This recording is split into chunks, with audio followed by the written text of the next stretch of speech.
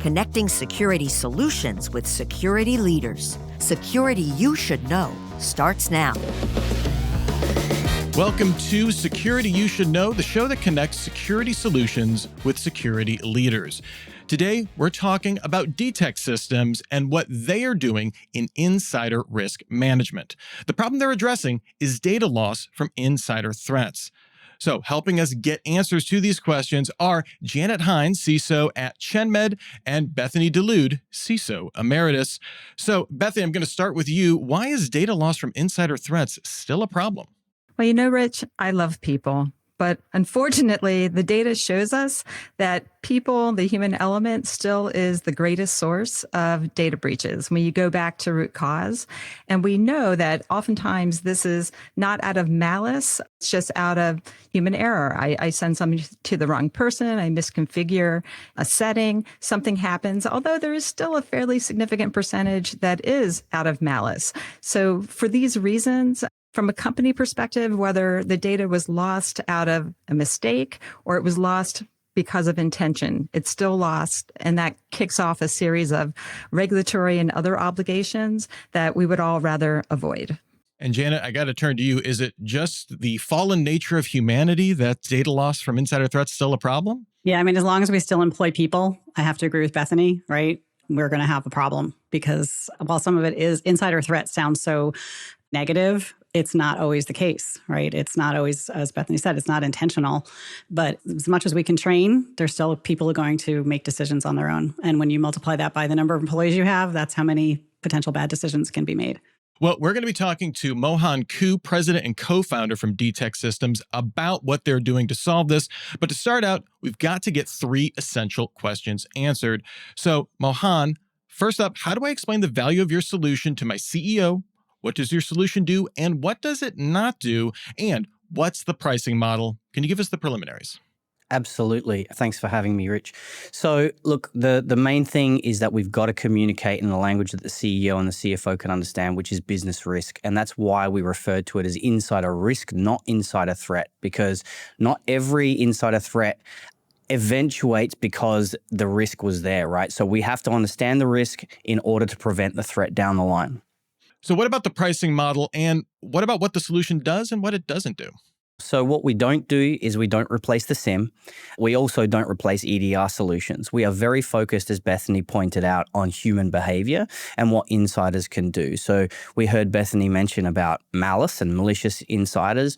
That's one portion. We need to understand the context. When is it that people are doing things that are malicious? When are they doing things by accident?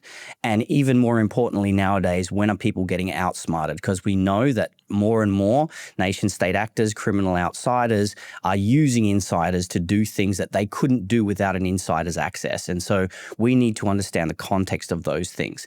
But what we don't do is we don't replace those tools like your EDR and your SIM, and we're also not a compliance checkbox.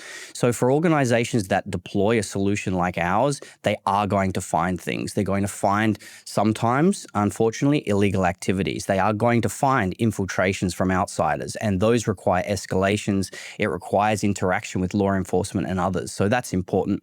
On the licensing model, it's pretty straightforward. It's a subscription license model for an endpoint license, which is a user endpoint, or a server license, which is a server endpoint. And that's how we license the technology. Excellent. Okay, CISOs, you've got a little bit of a taste about what DTEX Systems is all about, but I'm sure you've got a lot of questions. So Jen, I'm going to get started with you. What other questions do you have for DTEX Systems? Yeah. So Mohan, I'm curious as to how your product fits in with a suite of other security products that we have. You say that you're not a replacement to the SIM or the EDR, but how does it fit in and really coordinate with other products that we already have? Yeah, great question, Janet. So what we typically are doing is we're ripping and replacing three different types of legacy solutions. So the first one is user behavior analytics solutions, where a lot of organizations look to the UBA vendors to use machine learning to accelerate what they could do with the SIM, but the problem is actually the data set. So we've been ripping and replacing the legacy UBA solutions. We also have been replacing the legacy UAM solutions, which stands for user activity monitoring solutions, which grew out of the defense space space. A lot of the big banks of the world had deployed legacy UAM solutions, which are quite intrusive video capture, keystroke logging type solutions. We focus on being privacy compliant, so being able to comply with GDPR for large international organizations. And the third technology we're replacing is the legacy DLP solutions, which were very, very difficult to deploy, difficult to scale. Lots of user problems were caused because you have to tune them frequently and it breaks things as you're tuning them. So those are the three types of technologies that we are replacing.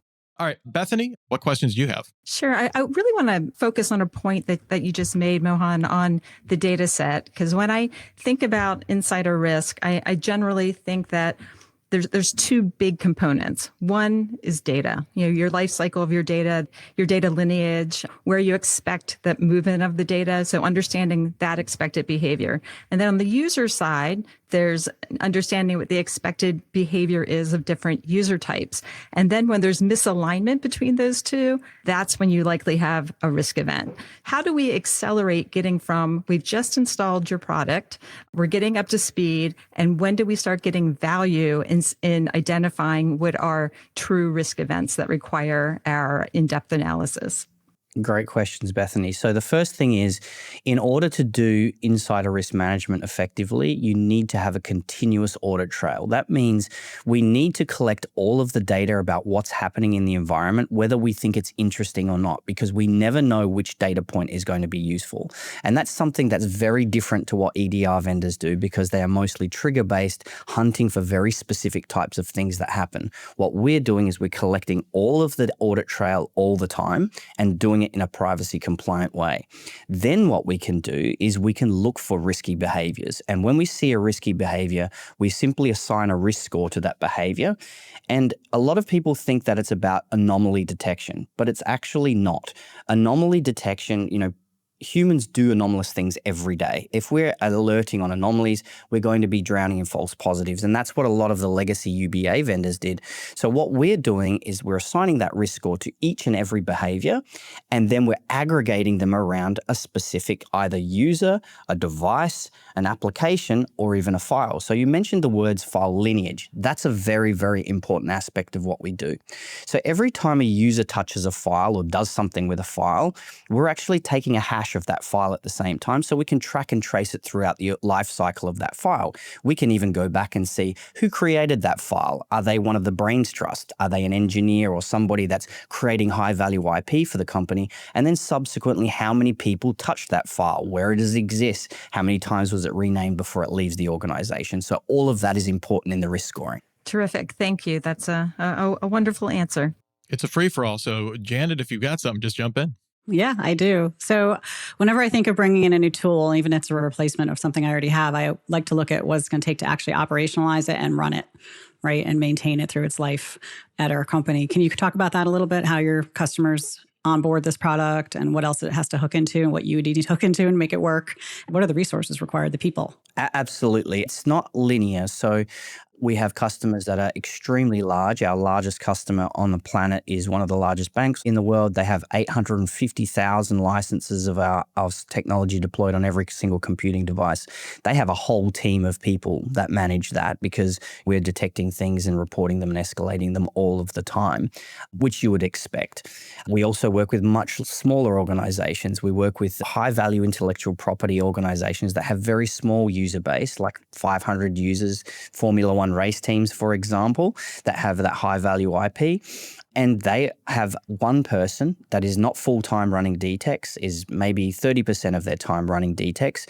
But when an incident does happen and it has to be escalated, other people from the organization will dive in on that. So it's mostly around when something is detected, how are you escalating that through the organization? And inevitably, you will touch many individuals that have to dive in on the problem and be a part of that escalation process. So there's many different scales in there. I'd like to pull the thread on something that Janet said on getting time to value on something like this. Are there any kind of a priori conditions that one should have in place before deploying a product like this? Like, should you have data tagging classification in place, or will the tooling accelerate where there might be a gap?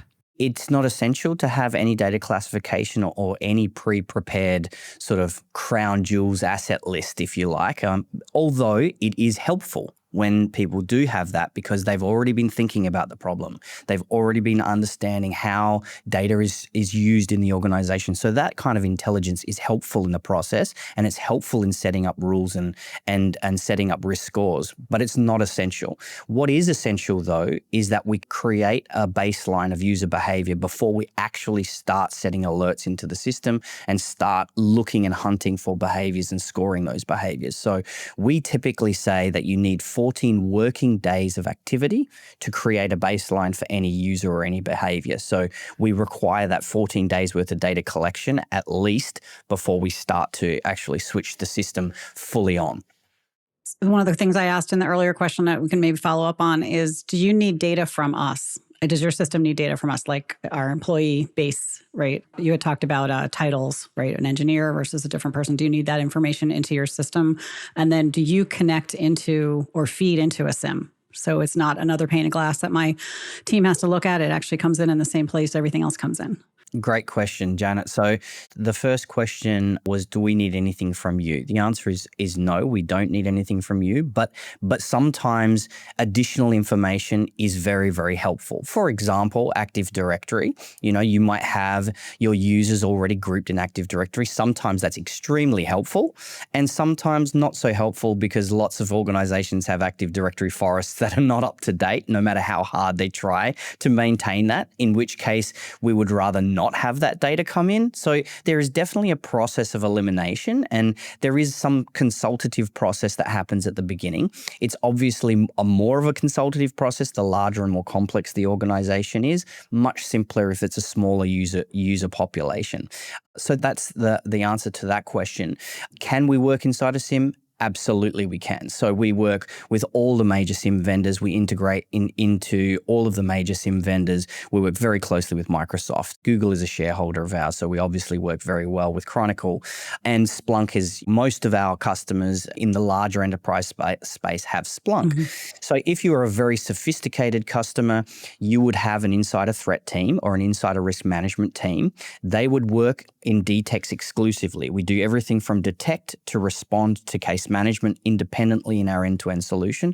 However, an organization like a large global bank will pull our raw data into Splunk to help them to do threat hunting for things that they have struggled to hunt for in their environment from the SOC. Does that kind of make sense? So sometimes there's a dual implementation of the technology. Yeah, that makes sense. Thank you. All right. Well, Mohan, what's the one thing we didn't ask about that we need to know about DTEX Systems?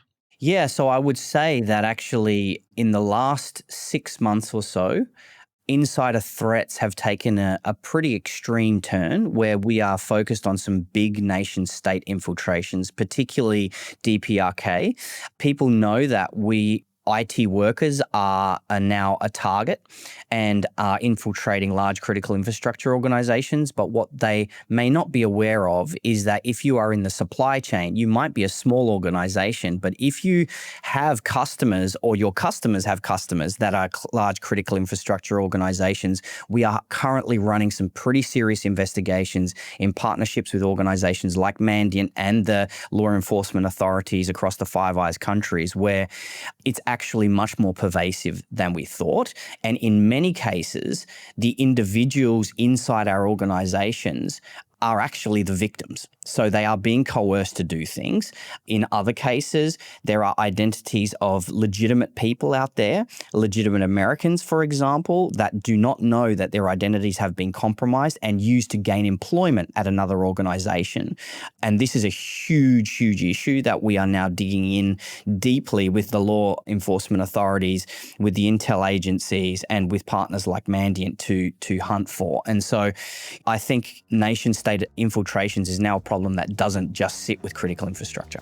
That's about it for this episode of Security You Should Know. To learn more, head on over to dtexsystems.com. That's DTEX Systems.com. Thanks to Bethany DeLude and Janet Hines for helping us learn more about DTEX Systems. And thanks to Mohan Koo and DTEX Systems for their time and being game to answer all of these questions. Thank you for listening to Security You Should Know. That wraps up another episode of Security You Should Know. If you like this program, please subscribe, tell your friends, and leave us a review. All companies showcased on this program are sponsors of CISO Series. If your company would like to be spotlighted and interviewed by our security leaders, go to our contact page on CISOseries.com or just email us at info@cisoseries.com. Thank you for listening to Security You Should Know, connecting security solutions with security leaders.